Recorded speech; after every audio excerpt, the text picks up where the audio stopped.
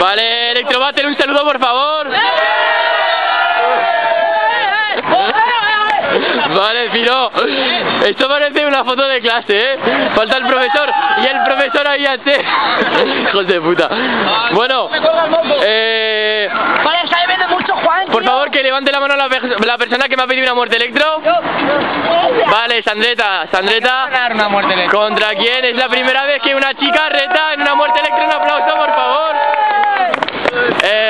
¿A quién retas?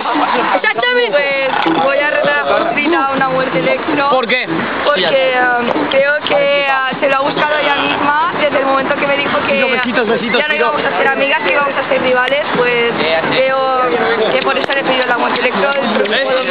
Vale, de puta madre. Está lloviendo que flipas, gente.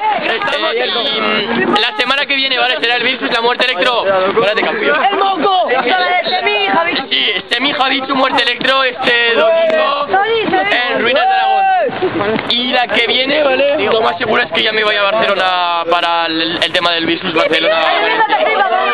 Bueno, pues Pauserita, ya lo sabes, contacta conmigo y si aceptas tal, si no hago el vídeo respuesta diciendo que rechazas tal. Y si no, pues lo va a tener que acabar. Y hasta sería la primera muerte electro de chicas. Bueno, vamos a grabar un poco la huida. Electrobattle. Hostia, chaval. Graba un poco bailando, grábame un poco. Va, bajo la lluvia. Va, que no llueve. Aquí. ¿Vale? ¡Hijos de puta! Que no llueve, nos quedamos, va. Buah, te va a quedar de lujo. Que alguien me pase unos guantes blancos, mis guantes. Ah, los llevas tú, hijo de puta, me corren el coño.